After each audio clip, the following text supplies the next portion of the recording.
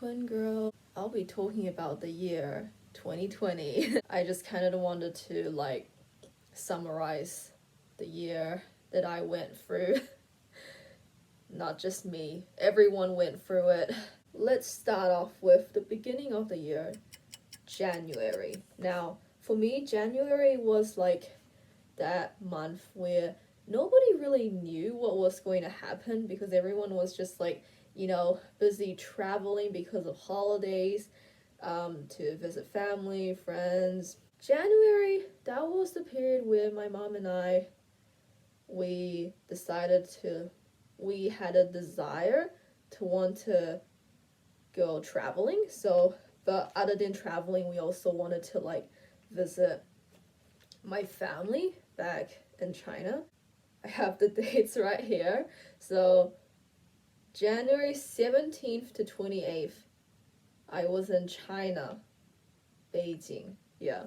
But let's actually talk about what kind of preparations we went through before we went to China, because actually before we went to China, I already knew that the virus spread. Of course, my mom, being the girl who always reads her news, then had me prepare, wearing mask, and also, we were very, at that point, my mom became very just a clean freak. Yeah, she was taking hand sanitizer, wet wipes, masks, you name it, just anything to protect us from this virus. The moment we stepped off the airplane in China, we wore mask. Or I can't remember, but maybe we wore it from, anyway, we wore mask. Anyway, that's the point. We wore mask regardless of whether it was in New Zealand or China, we wore them. And yeah, so, and that was also my first time wearing a mask too. It was at first for the few minutes wearing it was okay, but as you moved a lot, did a lot of running to destination to destination, it felt very stuffy in that mask. And so what did we do in Beijing? Well, mainly we just visited family. Well, I saw my cousins after a while. They grew. I'll just be honest here, we didn't really, it's not like we didn't get along, but we just didn't connect well. We just okay, I guess in a nicer way, we didn't have much in common. Firstly, because of my youngest cousin, we are with the age gap between my youngest cousin and I is I think 12 years or 10 years. So yeah, and then with my other cousin, it was 4 years difference.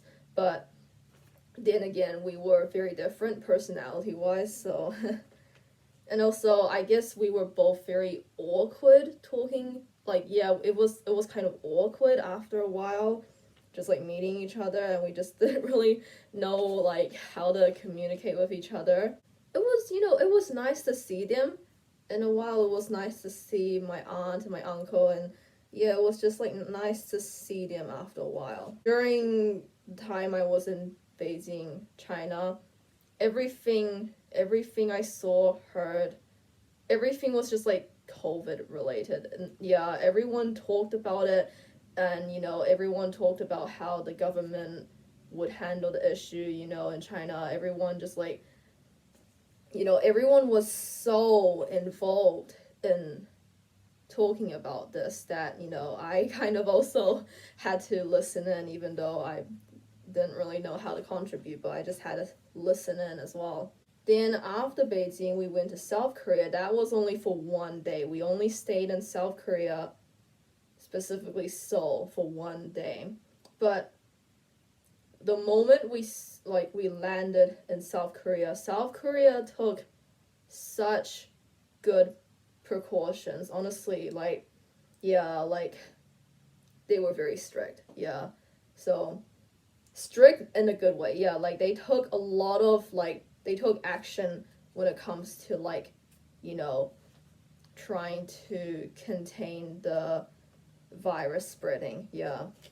But with but the moment we stepped foot in South Korea, we also like noticed a lot of like kind of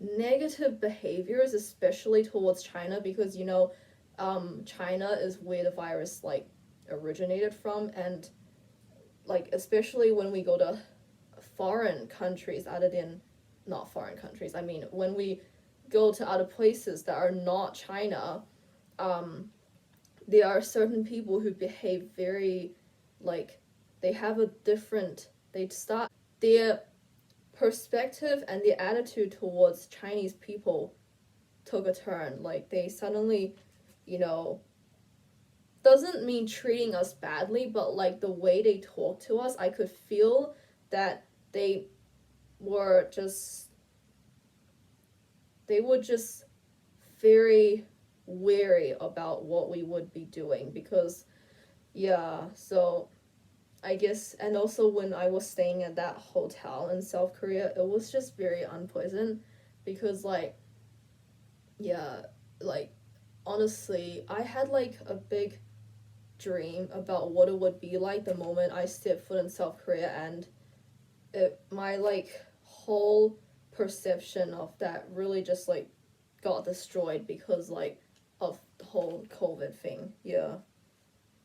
And I feel like I shouldn't feel bad because it's just the situation turned Chinese people into like the person who caused everything. Yeah. And then after South Korea, we went to Japan and visited some places there, and that was from like January 29th to February 9th/10th. Can't really remember when we got back, but I think it was like 9th, 10th. And yeah, I think in Japan, I had a much nicer time. No, okay, actually, maybe I shouldn't say that. Yeah, no. I think it's because we stayed in Japan longer, so I got to see like the culture much more, and yeah, it was just a nice place. Yeah, really nice place to be in. But the thing is, we had to actually get permission to go back to New Zealand. Yeah, because at that point, this was February, New Zealand actually closed its borders to like overseas people. And so we had to actually get permission to go back. And we also told them that we were actually New Zealand citizens. But basically, what happened was that like my mom had to tell like someone at the airport, and then the airport person had to like call someone over in New Zealand telling them, oh, we have some New Zealand citizens here that want to go back to New Zealand, and I guess yeah, and they agreed to have us go back to the country we reside in, and yeah, and then we had to basically quarantine for 2 weeks. And after 2 weeks, it felt like normal again. So between the months of March to June, now, okay, so what happened? A lot of things happened. So firstly, it was my first year at university. Yay! It felt very, new, just starting on a new campus, on a new kind of. It felt like I was starting on a new play. Yeah. The people in New Zealand will know about this. That the country went under quarantine for the first time from March 26th to May 14th. Yeah, that period was rough for everyone. And I assure you, I'm pretty sure quarantine sucks for everyone in every country. Yeah, it does. During that period, especially for university, it was just like online classes just like going on Zoom. Very sucks to be a music student, especially where you have to listen to other people's playing through like a device. So basically, our whole semester was like online. Even though the quarantine was lifted in May, we still continue to have online classes until like June, and then our exams were online, of course. Yeah, of course. Yay! And then exams ended, and then it was the holidays between like June to July. From July to September. So this is what my university did. They came out with announcements saying, oh, let's go back on campus, everything's gonna be fine. But then they basically had to kind of go away from that idea and actually be like, no, we have to stick to online classes again. We had to go back online classes for like kind of half of the semester 2 we actually did go on back on campus, but people actually thought the idea of going back on campus was like a really terrible idea because we were so used to everything being online, and then some people just thought like, what's the point of even going back on campus? Okay, so this is what happened during our exam times. They actually at first thought, oh, let's just have exams, back on campus, everything's gonna be just like, not on devices anymore. November 11th, this was after a few days when exams commenced. An anonymous post anonymous post posted by someone said that they wanted to deliberately spread COVID-19 during the final year exams. The next day, they literally just had to shift everything to online. And yeah. And that's how initially one of my exams was supposed to be on campus. It turned to online again.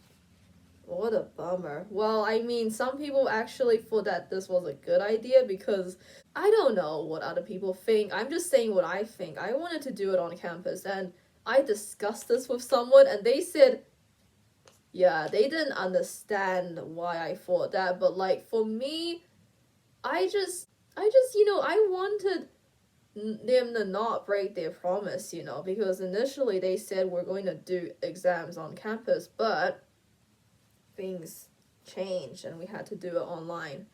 Okay, anyway, I did enjoy doing it online because it felt more comfortable, but I just thought, I kind of still wanted to do it on campus, It's past that time now, so yeah, let's just let bygones be bygones. But I will have to say this right now. That anonymous post only affected like community transmission in the city center.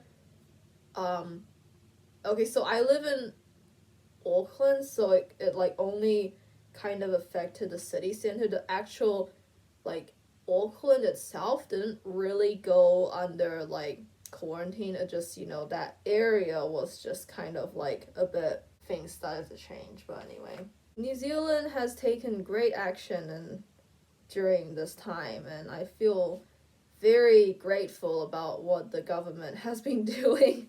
Yeah. And then here we are, end of December. Well, anyway, this is when I'm filming it, end of December, and I actually saw a video saying that 2021 will be even worse than this year. Please, honestly, I really? Are they actually saying that 2021 is gonna be even worse?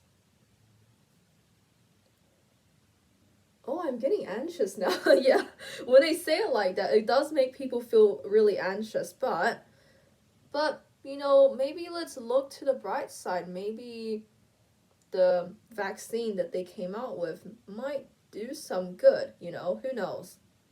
Anyway, this is me, and I'll see you next year in 2021. Who knows what will happen? Bye.